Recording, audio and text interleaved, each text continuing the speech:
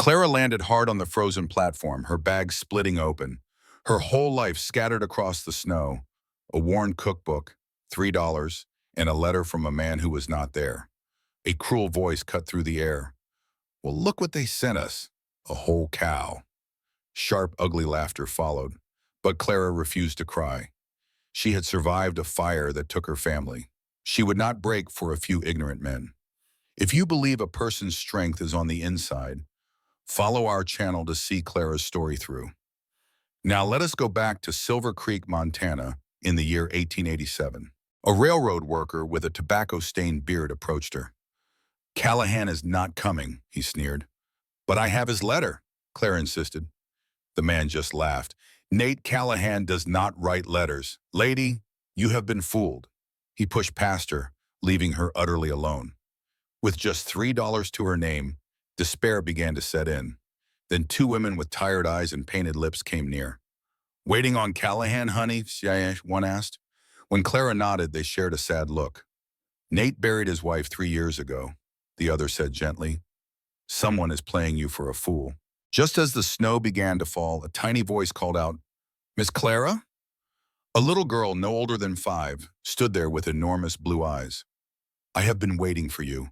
I prayed you would come." Clara was stunned. "Sweetheart, I believe there has been a mistake." The child grabbed her hand, her grip surprisingly strong. "No mistake," she said with certainty. "You are the one. Come on, Mrs. Chen will explain everything." Inside Mrs. Chen's warm general store, the older woman studied her with knowing eyes. "So you are the one Emma chose." Before Clara could respond, a deep voice filled the room.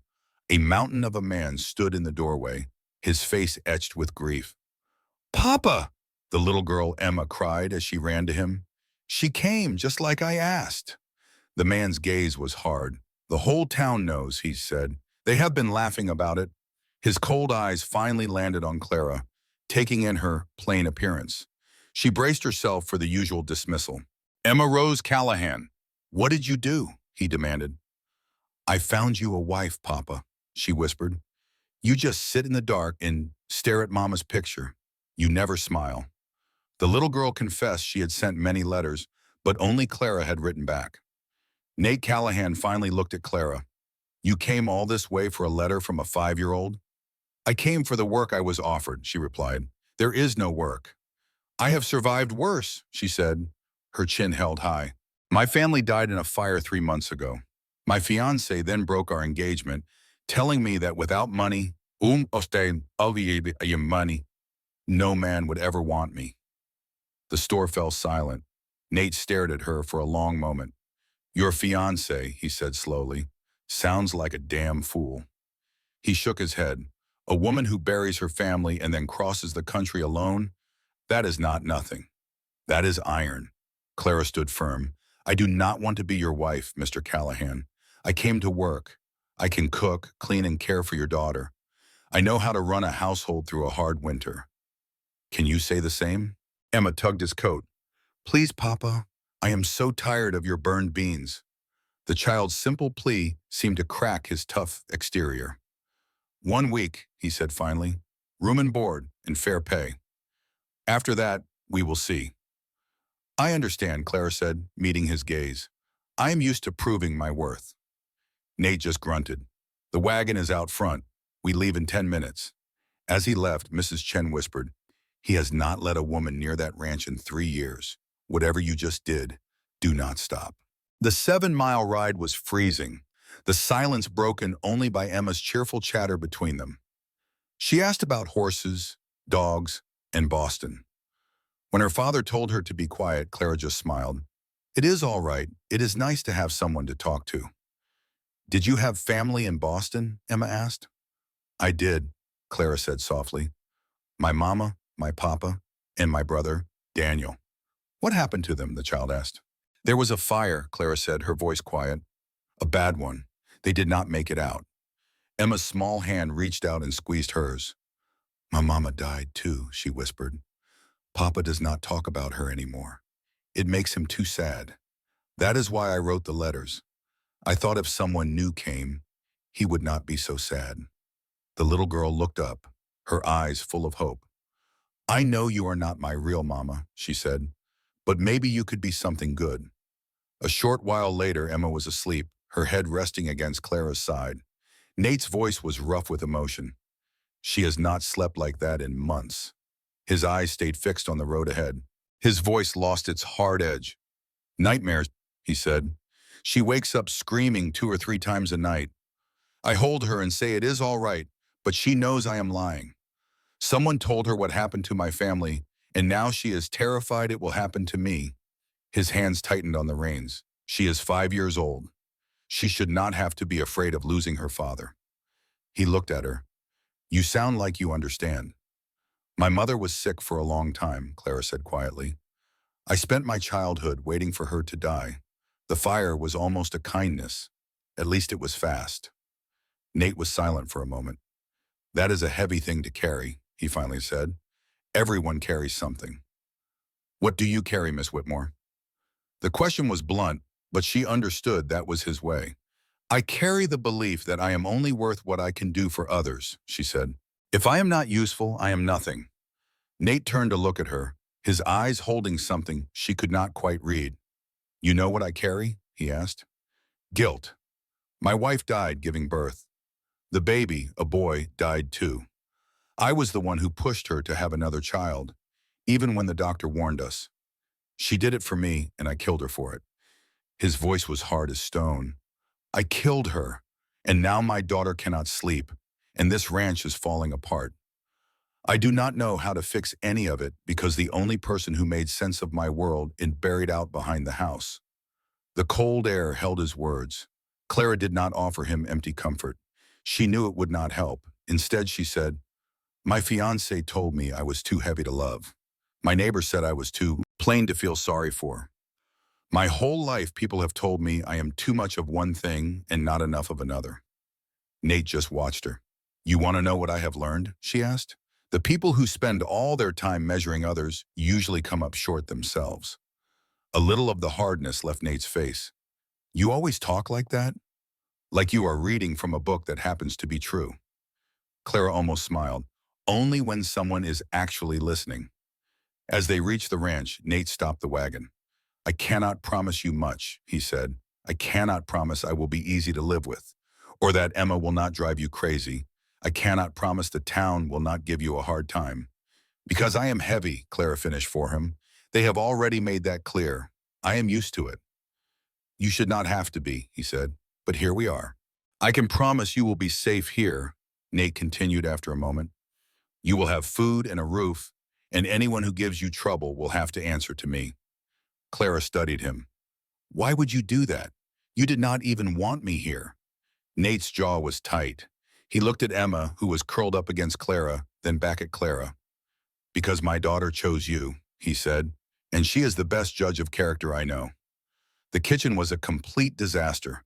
3 years of neglect were piled in every corner. It is bad, is not it? Nate asked from the doorway, a rough embarrassment in his voice.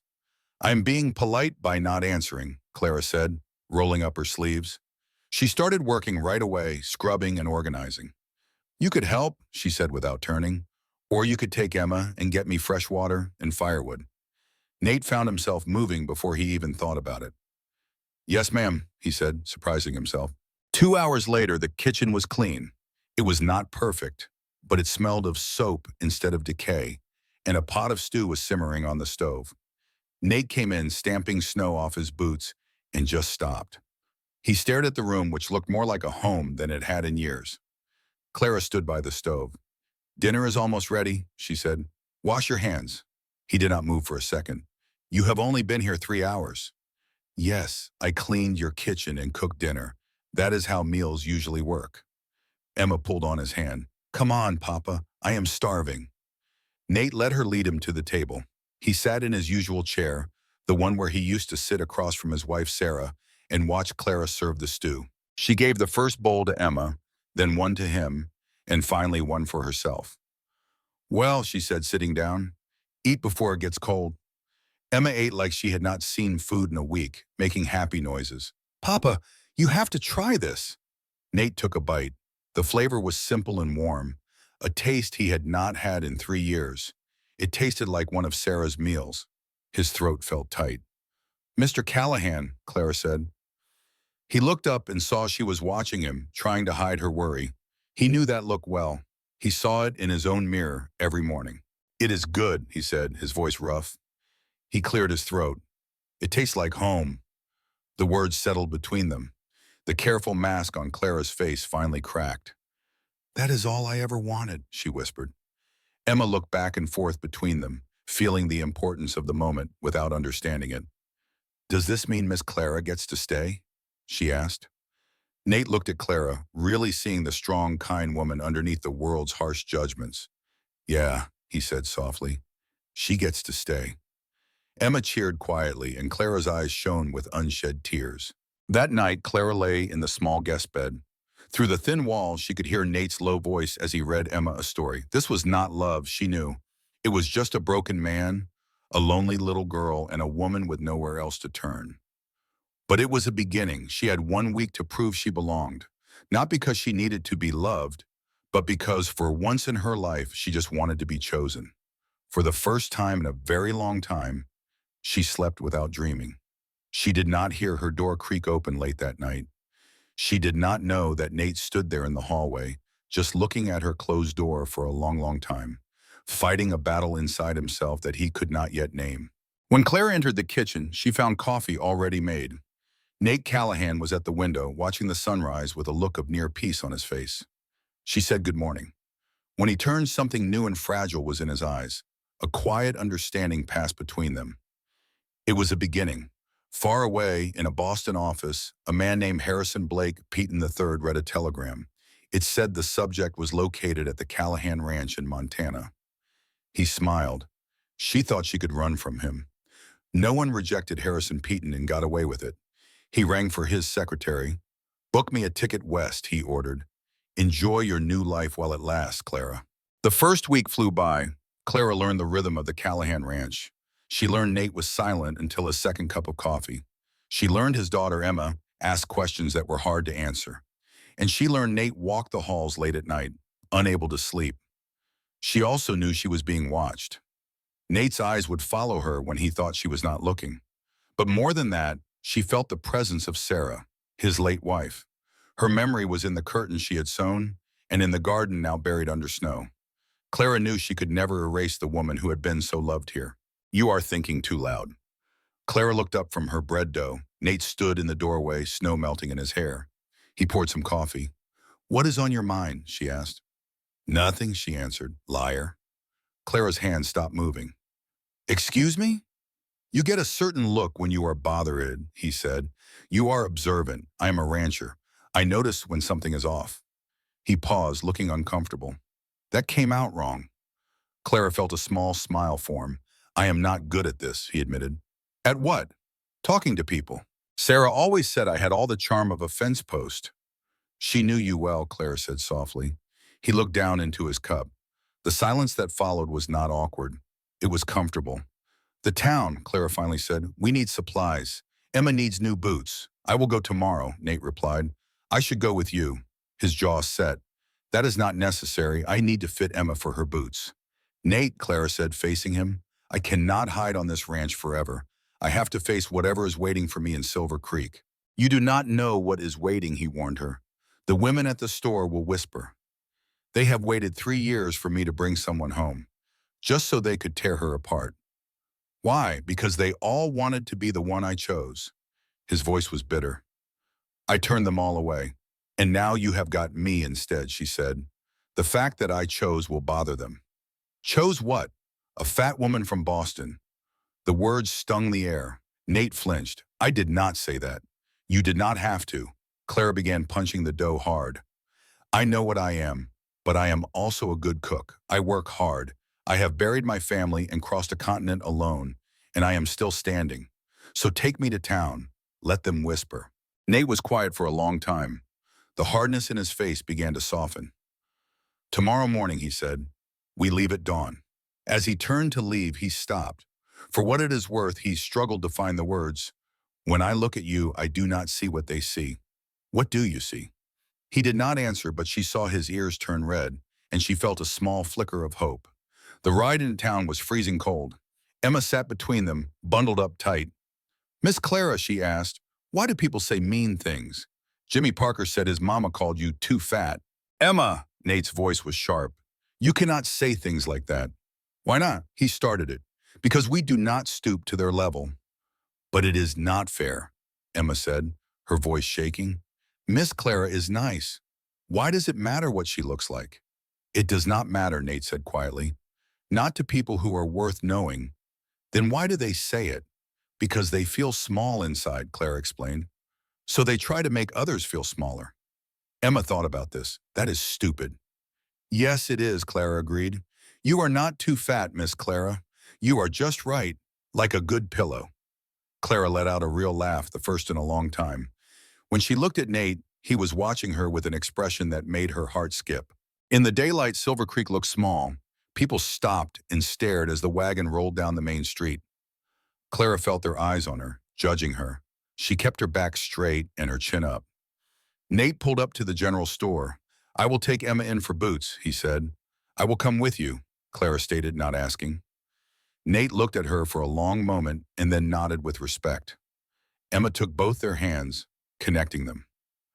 The bell on the door rang as they walked inside. Mrs. Patterson, a thin woman with sharp eyes, stood behind the counter. Other women in the store stopped whispering. "Mr. Callahan," she said. Her smile was cold. "We need boots for Emma and some supplies," Nate said. His gaze shifted to Clara. "This is Clara Whitmore. I am the new housekeeper at the Callahan Ranch," Clara said, stepping forward. "Housekeeper," Mrs. Patterson repeated, making the words sound dirty. "Miss Clara is the best cook in the whole world," Emma announced proudly, "and Papa actually smiles now." The other women glanced at each other. "The boots are in the back," Mrs. Patterson said flatly. "Emma, come with me." "I want Miss Clara to come too," Emma insisted. "No," Clara said calmly. "I will come." Mrs. Patterson's lips thinned into a line, but she led them to the back of the store. Model. For 20 long minutes, Emma chattered away, while Mrs. Patterson made little jabs about Clara's size and where she came from. She even hinted at what she thought Clara was really after. But when they got to the front of the store, one of the women who'd been measuring fabric stepped right in their path. "Excuse me," she said, "I just have to know. What's your secret for catches Nate Callahan? Half the women in this town have tried." Clara just stared. "I didn't do anything." The woman's smile got ugly. "Oh, come on. A woman like you doesn't just land a man like him without a trick or two." Clara knew exactly what she meant. "You mean a plain woman? A big woman? A woman who doesn't belong in the same room as Nate Callahan?" The woman's smile disappeared. "You want my secret?" Clara asked, her voice firm. "I don't have one. I answered a letter and I showed up. What you can't understand is that some men care about what a woman can build, what she can survive." Her voice grew stronger. "And I've built more than you can imagine. I won't apologize for taking up space in a world that tells me I shouldn't." The whole store went quiet. Mrs. Patterson looked like she'd bit into a lemon. "That was amazing," Emma whispered, tugging on Clara's sleeve. Nate put the money on the counter and grabbed their supplies. As they reached the door, Mrs. Patterson's voice cut through the quiet. "You know, Sarah Callahan was the most beautiful woman in this territory. You'd do well to remember whose shadow you're standing in." Clara turned around. "I'm not standing in anyone's shadow, Mrs. Patterson. I'm making my own light." Then she walked out. Outside, the cold air hit Clara hard. Her hands were shaking. She had never stood up for herself like that before. It was terrifying and wonderful all at once. "Clara." Nate was standing there, holding their supplies. He stared at her with a look she couldn't quite figure out. "What you said in there," he began, "was the most beautiful thing I've heard in 3 years." Clara's breath caught in her throat. "Sarah would have liked you," he said, his voice thick with emotion. "She would have liked you a whole lot." Nate took a step closer. "I know I'm not easy. I've been living in the dark for so long, I forgot what the light even looked like. And then you showed up." Emma stood beside Clara, watching her father with wide, curious eyes. "I don't know where this is going," Nate said, "but I want to find out if you'll let me." Clara's heart pounded. "The week is almost over," she whispered. "I know. I've made my decision." Nate reached out and took her hand. His was rough and warm. "Stay," he said. Not as my housekeeper. Stay because Emma needs you, and the ranch needs you. He paused. Because I need you. Clara looked down at their hands. The world would say they didn't belong together, but the world had been wrong about her before. I'll stay, she said softly. Emma let out a happy shout and hugged both of their legs. I knew it. I prayed and you came. Nate let out a real laugh, a sound that seemed a little rusty, but was completely genuine. All right, he said, messing up Emma's hair. Let's get home. In the wagon, Emma sat between them, buzzing with excitement. Does this mean you're going to marry Miss Clara, Papa? Nate almost dropped the reins. Emma, Clara fought back a smile. One step at a time, sweetheart. Emma crossed her arms. Fine, but I'm just saying, I'd make a great flower girl. Clara couldn't hold it in anymore. She laughed. After a second, Nate laughed too. And for the first time in a long, long time, Clara felt like she was finally home. The days after that were some of the happiest she could remember. She found a rhythm on the ranch. Mornings started with coffee with Nate. Evenings were a new thing. Instead of disappearing to the barn after dinner, Nate would stay by the fire. He'd pretend to read a book, but mostly he just watched Clara teach Emma how to knead bread or braid her hair. One night, Emma asked about Boston. Tell me about your restaurant, she said from her spot on the rug. Clara paused her mending. It was called Whitmore's Kitchen. My grandfather started it 50 years ago. A small place, just 12 tables, but always full. What did you make? Emma asked. My mother's apple pie. People came from all over the city just for a slice of that pie. Can you make it for us? Clara's throat felt tight. I don't have the recipe anymore. It burned with everything else. The fire crackled in the sudden silence. But, Clara said slowly, I watched her make it 1,000 times. I could try. Emma sat up straight. Really? It won't be perfect. I don't need perfect, Nate grunted with a small smile. I just need pie. The firelight made him look softer, almost gentle. Thank you, Clara said quietly, for letting me talk about them. Most people are idiots, he said simply. Emma giggled. Papa said a bad word. Nate's smile faded as he looked into the flames. Can I ask you something? Emma piped up. Do you think Mama would like you? The question hung heavy in the air. I hope so, Clara answered carefully. I think she would want you and your Papa to be happy. Papa says she's watching us from heaven, Emma said. Then she can see that you're loved. That's all any mother wants. Emma thought about that. I think she'd like you. I think she'd be glad you came. Nate's voice cracked. Emma, it's okay, Papa, she said, climbing into his lap. It's okay to love Clara, too. Mama won't mind. Nate hugged his daughter tight, his shoulders shaking. Clara looked away to give them a moment. How did you get so smart? She heard him whisper. Emma grinned. I learned from Miss Clara. The first hint of trouble came 3 days later. Clara was hanging laundry when she saw a rider on the ridge overlooking the ranch. He was moving fast. He was too far away to see clearly, but she knew deep down that it meant something was coming. Something about that silhouette on the ridge made Clara's stomach knot up. Who's that? She asked. Nate stood beside her, squinting. Don't know. Nobody from around here rides a horse that fine. The rider stared down at their ranch, then slow-like, turned and rode off. Nate, Clara's voice was thin.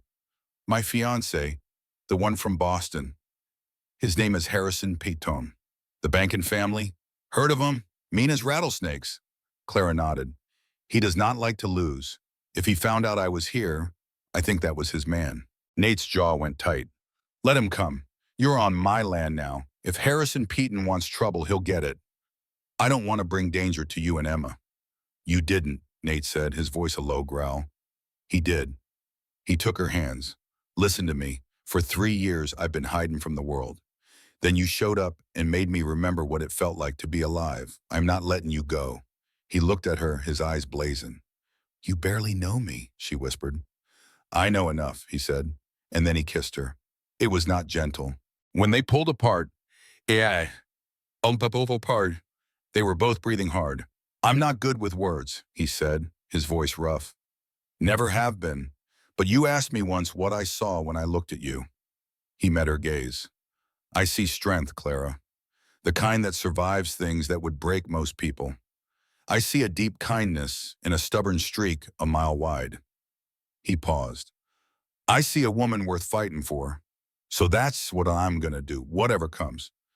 Together, she whispered, touching his jaw. Together. The storm came without any warning. One second the sky was gray, the next it was a scream in white fury. Get inside! Nate yelled over the howl. Take Emma! I have to see to the animals. I'll help! Clara, go! She ran inside to find Emma at the window, her face pale. Papa will be back, sweetheart. But the minutes felt like hours. The cabin groaned against the wind. I'm scared, Emma whispered, her little hand finding Clara's. What if Papa doesn't come back? Mama promised she'd always be here. And then she wasn't. The words just about broke Clara's heart. Your Papa is the strongest man I have ever met. He will come back. As if summoned, the door flew open and Nate stumbled in, covered head to toe in snow. Emma threw herself at his legs. Papa, you came back. Always, he choked out, his lips blue from the cold. Clara pushed him toward the fire. You're frozen solid. Sit. When the shivering finally eased, he looked at them. It's bad. Worst I've seen. We could be snowed in for days. He looked at her, and even with the fear, his eyes were warm. You're not scared. I'm terrified, she said, but I've learned fear is easier to face when you're not alone. Nate pulled her down beside him, wrapping an arm around her shoulders. Emma was on his other side. Together, he said, and inside by the fire they held on. They didn't know the storm would last 4 days. They didn't know that a man named Harrison Peaton was in Silver Creek, his smile as sharp as broken glass. He had arrived.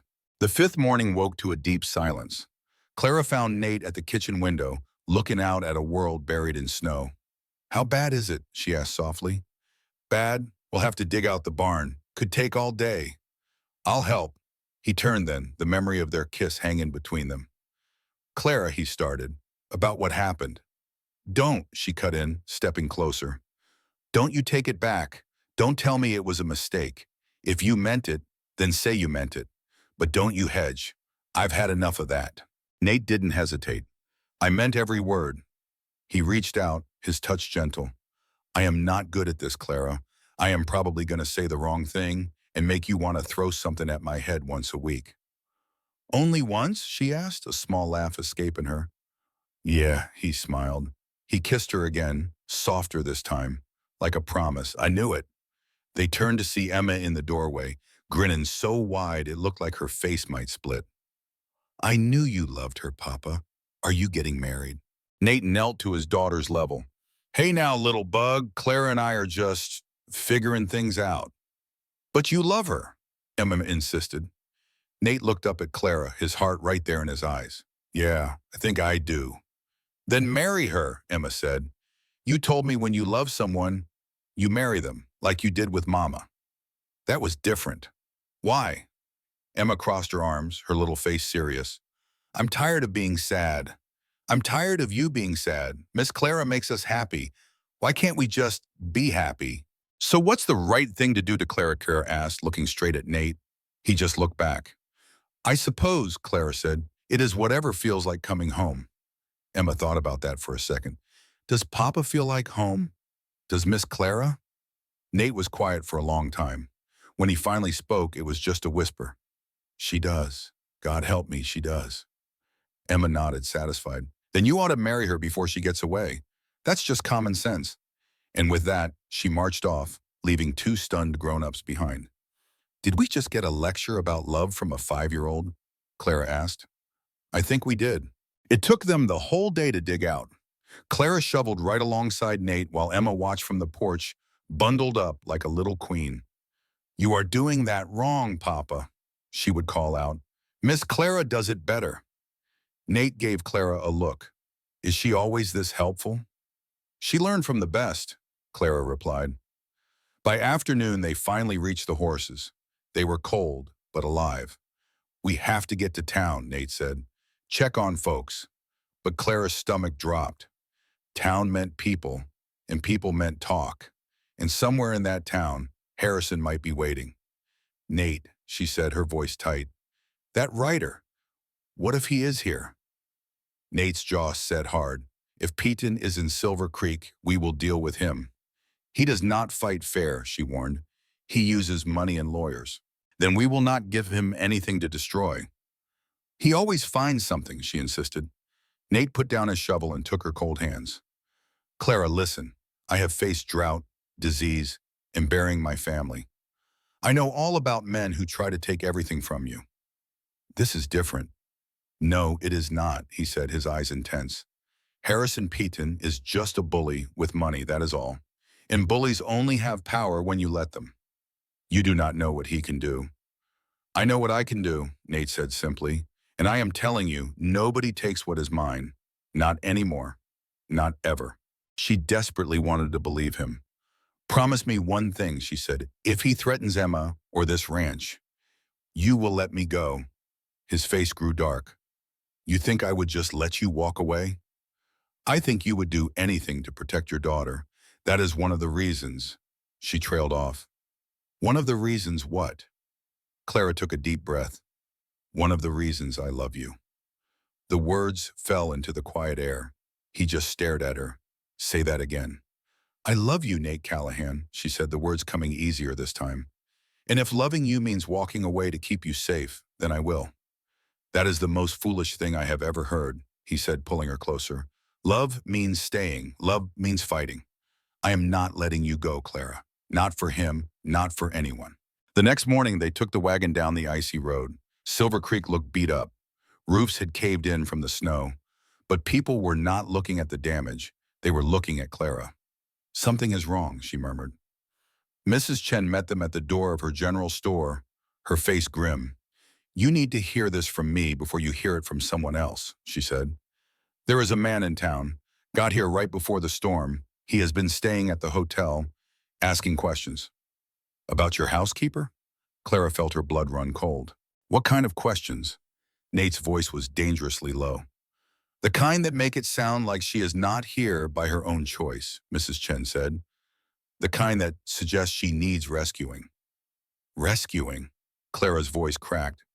He is very smooth, Miss Whitmore, Mrs. Chen sighed. He has been buying drinks at the saloon, playing the part of a concerned fiancé looking for his lost love. He is not my fiancé. He broke our engagement.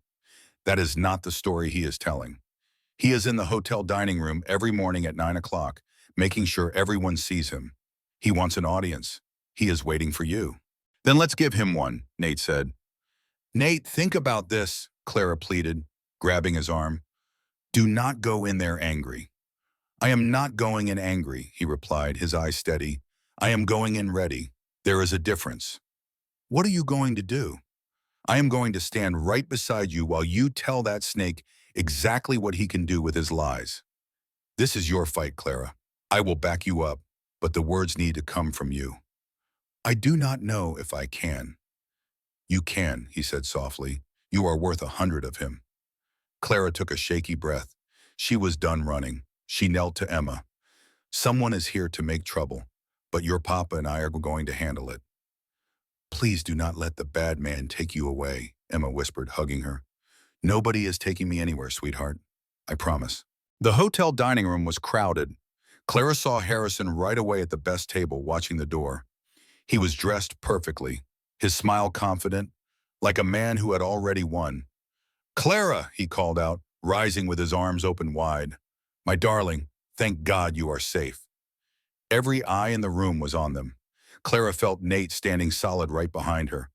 I was so worried, Harrison said, walking toward her. To hear you had been taken in by some... He glanced at Nate with disgust. Some frontier rancher. I was not taken in, Clara said, her voice stronger than she expected. I came here by choice. Of course you did, my dear, Harrison said, his face a mask of fake concern.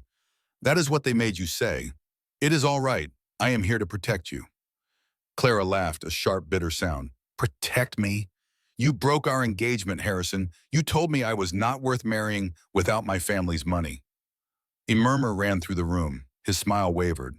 Clara, you are confused. No, I'm not, she said, stepping toward him. I remember you said I was too much woman and not enough dowry. You wanted an audience, Harrison. You have been performing for this whole town. Now they can hear the truth. Playing the wronged woman. Now you all get to hear the real story. I cannot imagine what tall tales this man has been telling you. The only lies in this room are coming straight from your mouth. Clara stepped forward, her voice shaking but strong. You are not here to rescue me, Harrison. You are here because you cannot stand that I left you. You expected me to crawl back, and I walked away instead. Is that it? Your whole life you have had everything served to you on a silver platter. Then some cook from a burned-down diner had more pride than you could stomach. That is what this is about, is it not? Your pride. Your face turned red. You are making a scene. No, Harrison, I am making a fool out of you. She faced the crowd. This man claimed I needed saving. Let me be perfectly clear. The only person I ever needed saving from was him. Harrison lunged, but Nate took one solid step, planting himself right between them. He said nothing. He just stood there like a stone wall, his eyes promising a world of hurt if Harrison took another step. Harrison froze. Smart move, Nate said, his voice low. First one you have made all day. You cannot scare me, rancher. I have lawyers and connections. I can ruin you. You can surely try. Nate's tone was dangerously calm. But a man who has already buried everything he loves does not have much left to be scared of. A man with nothing to lose is a dangerous thing. I would think real hard about your next move. Harrison looked around for support, but he found none. The townspeople who had been so friendly before now looked at him with cold eyes. You will regret this, he snarled at Clara. Both of you, maybe, she said, stepping around Nate. But I would rather regret my own choice than a life of choices you made for me. She leaned in close, her voice a whisper just for him. Go home, Harrison. There is nothing left for you here. Out here, folks are judged by what they do, not what they have. And you, Harrison Blake Peton III, have nothing of any real worth. With that, she turned her back on him, the ultimate dismissal. Nate, she said, holding out a hand, let's go home. Nate took her hand, his gaze still locked on Harrison. If I ever see you near my ranch, my daughter, or Clara again, he said softly, we will not be calling the sheriff. We will handle it the old-fashioned way. Are we clear? Harrison was silent. I will take that as a yes. They walked out hand in hand, leaving Harrison utterly alone. Outside, Clara's strength gave out and her knees buckled. Nate caught her, holding her tight. You did it, he whispered. You stood up to him. I thought I was going to be sick. You did not show it, he chuckled, a sound full of pride. That is courage, Clara, being terrified and doing the right thing anyway. My little Emma taught me that. He pulled back to look at her. And I meant what I said in there. He will not be back. You sound so sure. I am. Men like him only pick fights they know they can win. You just showed him this is not one of them. And if you are wrong, then we face it. Together. He kissed her forehead. They went to get Emma from the town store. The little girl launched herself into Clara's arms. You came back. Did you beat the bad man? I fought him with words, Clara said. And yes, I believe I won.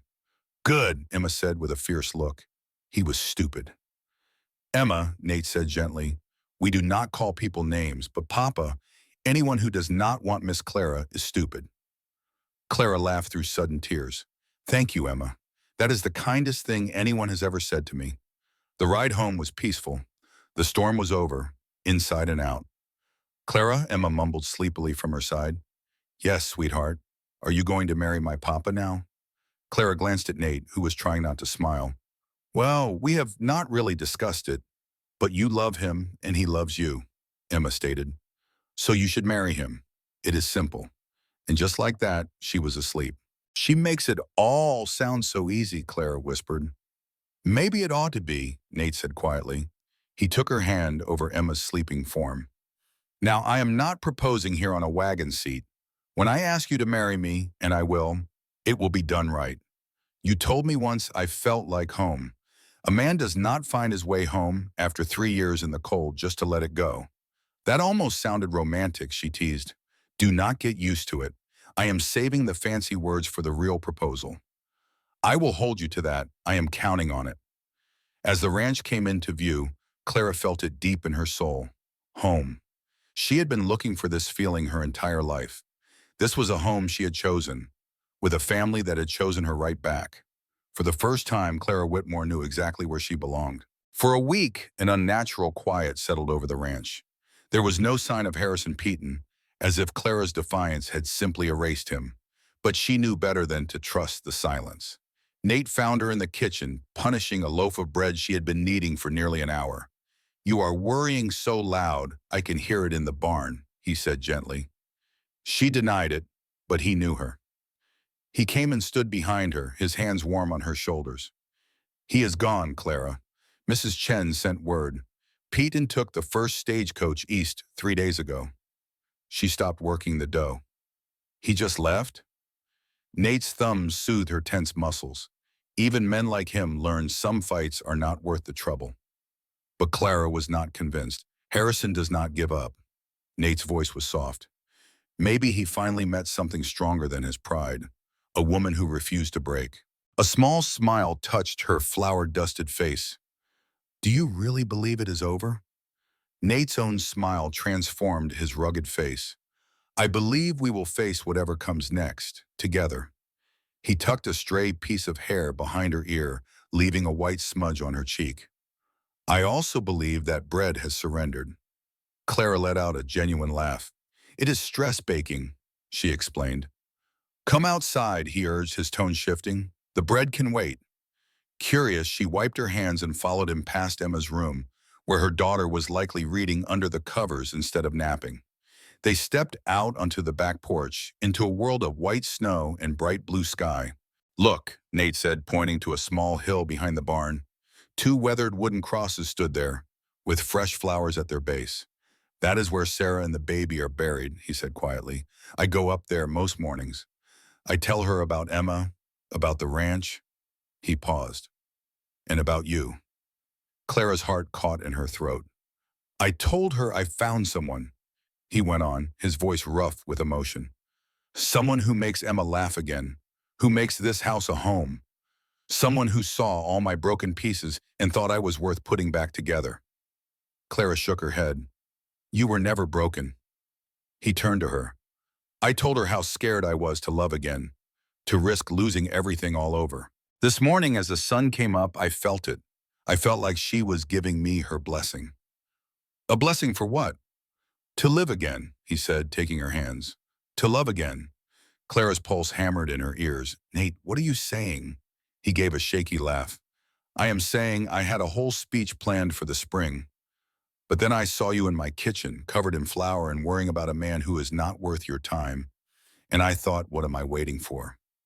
He looked down at their joined hands. "I do not have a ring. Sarah's is with her, and I have not had a chance to get to the city. The ones in town are not good enough for you, and I know this is not romantic, but—" Clara squeezed his hands, stopping him. "Ask me." He looked at her, his eyes full of hope. His voice grew steady. "Clara Louise Whitmore, I am just a rancher with a rundown spread and a daughter who is too smart for her own good. I cannot promise you an easy life, but I can promise to stand beside you through all of it. I promise you will be my first thought every morning, and I promise that Emma will have a mother who loves her like her very own." Then he dropped to one knee in the snow. "Will you marry me?" The question hung in the cold, crisp air. Clara looked at this stubborn, good-hearted man who had led her past his walls and defended her, cherished her, and saw her strength when no one else did. "Yes," she breathed. It was almost lost in the wind. "What?" Nate asked, his face blank with shock. "Yes," she said, louder. "Yes, I will marry you." He stared for a second before she pulled him to his feet and gave him a fierce, loving kiss. When they finally parted for air, a small voice interrupted them. "Finally!" Emma stood on the porch, grinning from ear to ear. "I have been waiting forever for this." "Emma Rose Callahan, you are supposed to be napping," Nate scolded gently. "I heard Papa talking about getting married and I had to see," she said, running to them and launching herself into their arms. "Does this mean I get to call you Mama now?" Clara hugged the little girl tight. "Only if you want to, sweetheart." Emma pulled back, her blue eyes serious. "I have wanted to since the day you held my hand at the train station. I knew you were my new mama then." Tears streamed down Clara's face. "I love you, Emma." "I love you too, Mama." That one word, mama, healed something in Clara she thought would always be broken. The belief that she could never be enough, that love was for other people. With Emma's arms around her neck and Nate's hand on her back, she felt whole. News of the engagement traveled fast. About time that fool came to his senses, Mrs. Chen declared at her store. Everyone in town knew he was in love with you except for you. Grace, the saloon owner, was just as direct. You two are good for each other. Do not listen to what anyone else says.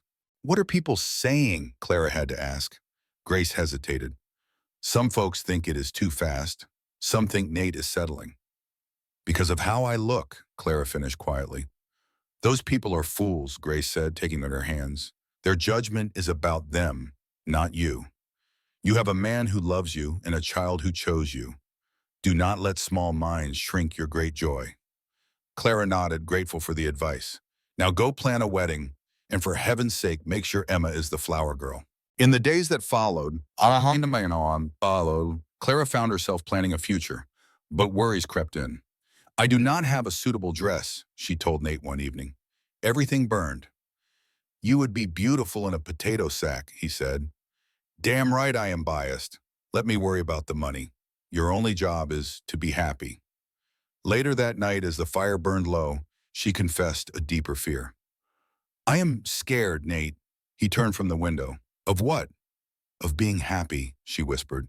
Every time I have ever been happy in my life, something has come along and taken it away. I am scared, Nate. It feels like every time something good happens in my life, something awful follows. He crossed the room and sat with her. I used to think the same thing. After my wife Sarah passed, I figured loving anything was just asking for pain. What changed your mind? Emma, he said simply. She just refused to let me hide from the world. And then you came along. Hiding from pain does not stop it, Clara. It just makes you face it all alone. So what do? We live anyway, he said, taking her hand. We love anyway. We build something good and hold on with both hands. We refuse to let fear win. And if something bad does happen, then we face it, just like everything else, together. She leaned her head on his shoulder, finally feeling safe. Nothing worthwhile is ever simple, he said, kissing her hair. But you are worth it. I do not always feel that way. I know, and I will tell you every day until you do. Their wedding was planned for the first Sunday of spring, with Pastor Solomon officiating. The whole town pitched in. They are all rallying for you, Nate, Clara said one night. No, he interrupted, his voice firm. Do not say you are anything less. They are here because they have seen your strength. They saw you face down Harrison and care for Emma. They saw you refuse to be small in a town that tried to make you so. You have earned this happiness, he said with fire in his eyes. Just a week before they were to be married, a letter came. Clara's face went pale. It is from Harrison. Nate's voice grew cold. What does that man want now? With trembling hands, she opened it, read it twice, and then a laugh escaped her lips. Listen, she said, her voice clear. Dear Clara, after returning to Boston, I have reflected on my behavior. I realize my actions were unbecoming. My actions were driven by pride. I will not trouble you again. She paused. Oh, there is a postscript. He says his lawyers confirm any claim he had is void, and he hopes the rancher knows what a stubborn woman he is getting. Nate howled with laughter. Stubborn! That is his final word? He grabbed her, spinning her around. You are the most stubborn woman alive, and that is what I love about you. That stubbornness is what saved you. It is your greatest strength, he said, kissing her forehead. That's one of my favorite things about you. He paused, pretending to think. Well, there is your cooking, and that laugh of yours, the way you braid Emma's hair every morning. So gentle-like. His voice got real quiet then. And how you look at me like I matter, even when I feel like I do not. Clara's heart ached. You do matter. You matter more than anything. See? You lie so beautifully, he teased. It is not a lie. I know, he said, pulling her close. I know. The night before the wedding, Clara lay in her bed, staring at the ceiling. Tomorrow she would be Clara Callahan. She would have a husband, a home, and a sweet little girl. Her whole life was about to begin. She was happy, truly, but there was a flicker of something else, a fear she couldn't name. A soft knock broke the silence. "Clara?" Emma whispered. "Are you awake? Come on in, sweetheart." The little girl padded over and climbed into the bed. "I cannot sleep." "Me neither." "Are you scared about tomorrow?" Emma thought a moment. "I am scared you might change your mind." "Oh, honey," Clara said, pulling her close. "I am not changing my mind. I promise." "But why would you think that?" "Because," Emma's voice trembled, "sometimes people leave. Mama said she would always be here, but then she was gone. I know it was not her fault, but what if you leave too?" Clara's heart just broke. "Emma, look at me." The child's blue eyes were full of worry. "I cannot promise that bad things will not ever happen, but I promise you this." Clara held her face. "I will never, ever choose to leave you. Do you hear me? Never. You are my daughter now, and mothers do not leave their daughters." But Mama did not have a choice. "No, sweetheart, she did not. And I am so sorry for that. But I am here now, and I am going to love you with all I have, for as long as I have." Emma snuggled deep into Clara's arms. "I love you, Mama. I love you too, my sweet girl." Clara held her as she drifted off to sleep, feeling the weight of this precious child in her arms. She had come to Montana with absolutely nothing. Now she had everything. Tomorrow she would marry Nate Callahan and become Emma's mother for good. She was no longer Clara Whitmore, the woman no one wanted. She was about to become someone new, someone loved. And for the first time in a long, long time, Clara fell asleep with a smile on her face. The wedding day started clear and cold. Clara awoke to Emma bouncing on the bed. "It is today. Wake up, Mama. It is today. I am awake. I am awake," Clara laughed, hugging the excited child. "Your father is gone. Mrs. Chen came and got him. Said it was bad luck for him to see you. She also brought your dress. It is in the kitchen, and it is the prettiest thing I have ever seen. My dress." Clara's heart skipped a beat. "Mrs. Chen says she just fixed up an old one, but it looks brand new. Come on." In the kitchen, a dress hung from the door. It was a soft cream color, simple and lovely, with long sleeves for the spring chill. But it was the way it was shaped that made Clara catch her breath. It was made for a real woman's body, for her body. "Mrs. Chen measured you when you were not looking," Emma said with a grin. "She is sneaky." Clara touched the soft fabric. "It is perfect. You will look like a princess, Mama." "Princesses are brave and kind," Emma said firmly. "And you are both. Now come on, we have to get ready. Grace is coming to do your hair." Clara let the child's joy pull her along. It was her wedding day. After all the hardship and all the doubt, she was going to let herself be happy. The little church was packed. Standing in the back room, Clara stared at her reflection and tried to breathe. "You look beautiful," Grace said, fixing her veil. "I feel terrified." Grace just smiled. Clara looked in the mirror. The dress fit perfectly. Her hair was swept up with little white flowers. She looked like a bride. She looked like herself. "Mama," Emma whispered from the doorway, dressed in white with a blue sash. "Everyone is waiting. The whole town is here." "Well, almost." "Mrs. Patterson stayed home," Grace scoffed. "Today is not about her," Emma said seriously. "It is about you and Papa." Clara took a deep breath. The woman in the mirror was not the same one who had collapsed on a train platform 4 months ago. That woman was broken. This woman had been rebuilt. Nate and Emma had not saved her. They had just given her the room she needed to save herself. "I am ready," she said. Grace squeezed her hand. "Then let us get you married." The walk down that aisle felt a mile long. Every face turned to watch her. She saw ranchers, miners, and shopkeepers, all the people who had once whispered about her. Now they were all smiling. But Clara only saw one person. At the end of the aisle stood Nate. He wore a dark suit she had never seen, and his hair was combed back, mostly. He looked nervous and handsome and completely overwhelmed. But it was his eyes that stole her breath. As he watched her come toward him, his eyes were full of love and hope and a little bit of disbelief. It was the same storm she felt in her own heart. Emma walked ahead, scattering lavender petals with great seriousness. When Clara reached the altar, Nate took her trembling hands. "Hi," he whispered. "Hi yourself," she whispered back. "I thought I might wake up and find this was all a dream." "It is not a dream, Nate, I know." he said, his voice thick with emotion. That is what scares me. Pastor Solomon cleared his throat. Shall we begin? The pastor spoke of families built by choice and of love that comes from second chances. Clara barely heard him. She was just memorizing the feel of Nate's hands in hers and the warmth of the sun coming through the window. Then it was time for the vows. Clara, Nate began, his voice raspy and unfamiliar with such public words. 4 months ago, my little girl wrote a letter. She asked a stranger for someone who could smile, someone who could teach me how to smile again. He took a shaky breath. When you showed up, I was angry. I wanted to shut the door and be left alone with my grief. But you, well, you wouldn't be sent away. A small, broken laugh escaped him. You stood there in my kitchen, covered in flour, and refused to give up on me. You saw my broken down life and decided it was worth fixing. You saw my broken heart and decided it was worth loving. Tears were rolling freely down Clara's cheeks. I can't promise life will be easy, he said, his voice gaining strength. I can't promise I won't be a stubborn fool sometimes. But I promise you this, he said, his grip tightening on her hands. Every morning I wake up, I will choose you. Through every storm, I'll stand right beside you. Every good thing, every bad thing, every quiet moment in between, I want them all with you.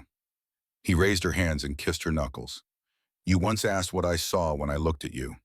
I see courage. I see a woman who walked through fire and came out stronger. I see the mother my daughter deserves and the partner I never knew I was missing. His voice dropped to a near whisper. I see home. Clara felt a knot of emotion so tight in her throat she couldn't breathe, let alone speak. Clara, the pastor said softly, your vows. She took a deep breath. The words she had practiced vanished, so she just spoke the truth. Nate, I arrived here with nothing. No family, no money, and not a lick of hope. I only came because a little girl wrote a letter, and I had nowhere else on earth to go. All my life, I was told I was too much. Too big, too loud, just too everything. I thought love was for other people, smaller people who fit in better. She shook her head, gripping his hands like a lifeline. But you never asked me to be less. You looked at all my flaws, every sharp edge and broken piece, and you said, stay. You said, you're mine. Nate's eyes were as wet as hers now. I promised to love Emma as if she were my own. I promised to fill this house with good food and loud laughter. You gave me back a belief in myself, Nate. That's a gift I'll spend the rest of my life trying to earn. She stepped closer. I'm going to spend my whole life trying to be worthy of the love you have shown me. Pastor Solomon beamed. Well then, by the power vested in me, I now pronounce you husband and wife. He paused, smiling. Nate, you can go on and kiss your bride. Nate wrapped his arms around Clara and gave her a kiss that left no room for doubt. It was a kiss of pure, unfiltered joy, a promise for all the years to come. The whole church erupted in cheers. Before they could part, Emma squeezed between them, hugging them both tight. We're a real family now, she declared.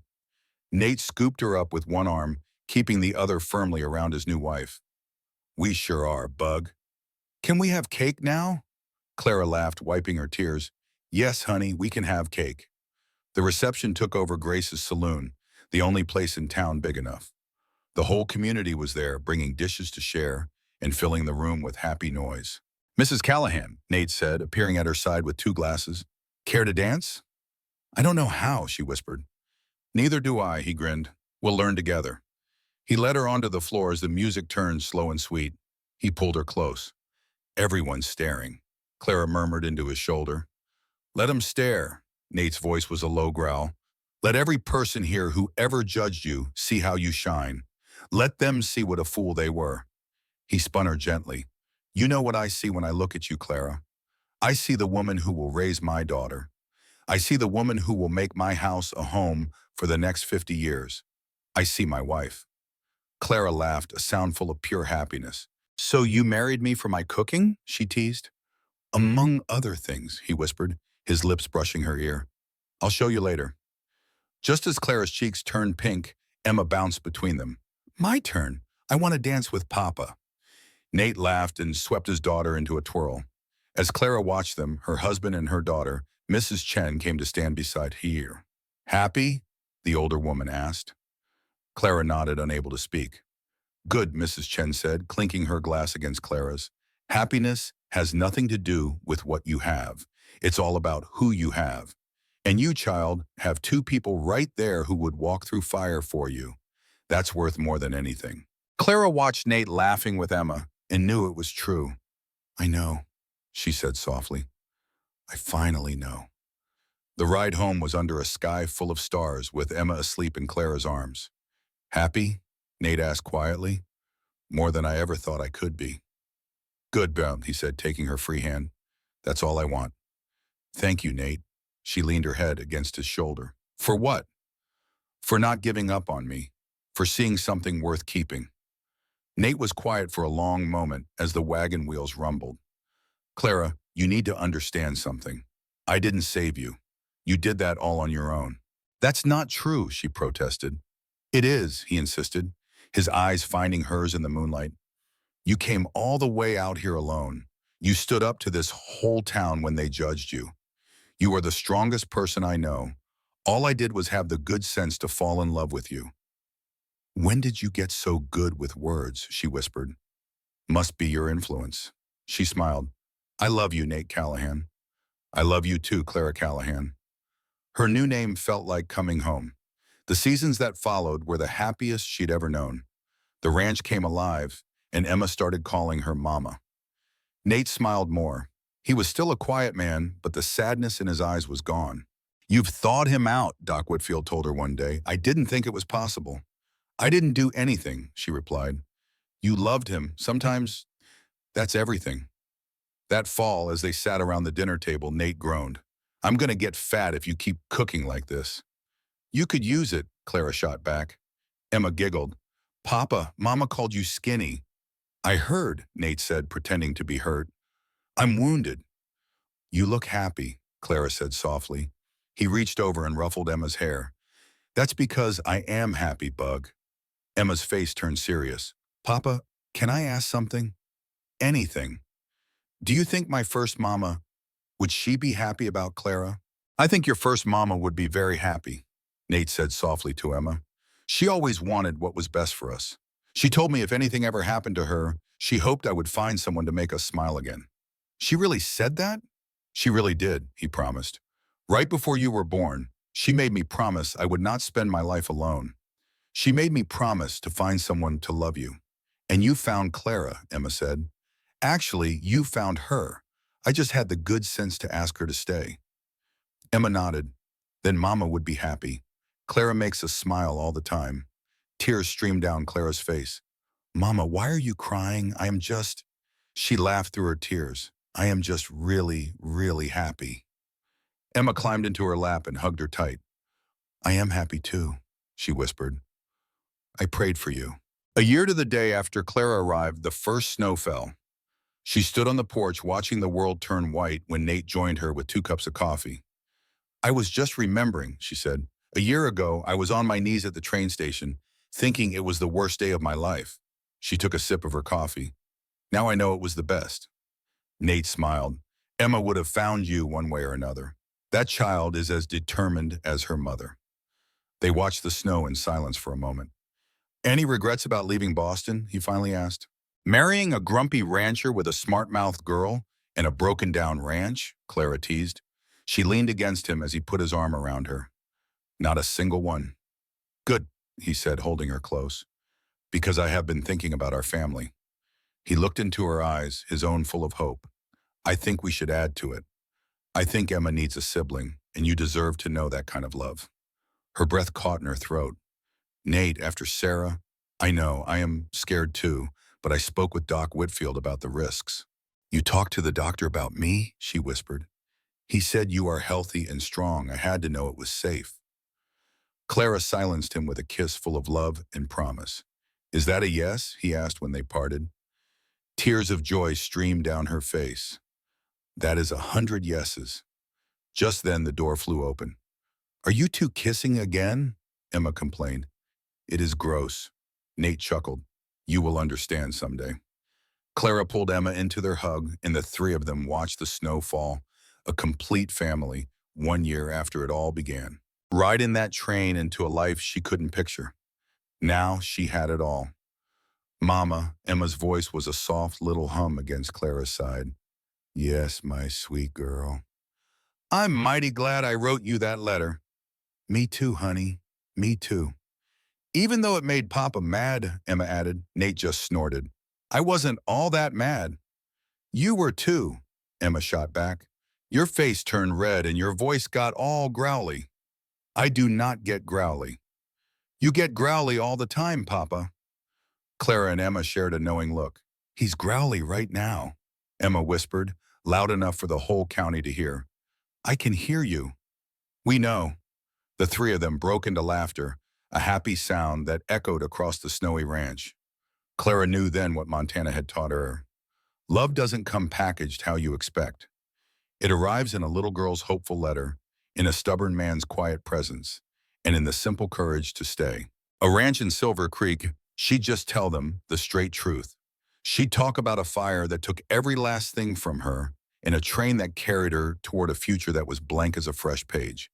She'd tell them about a little girl's prayer and a hard-headed man's heart. She learned that family wasn't something you're born into, but something you find in the most unexpected places. Home wasn't a building, it was the people who decided to love you, flaws and all. And she'd always say that sometimes you have to lose everything you have to find out what truly matters. They always asked her what to do, the women who felt they were too much, too big, too loud for this world. The ones who were told to shrink themselves down to be loved. Clara would look them right in the eye and say, take up space.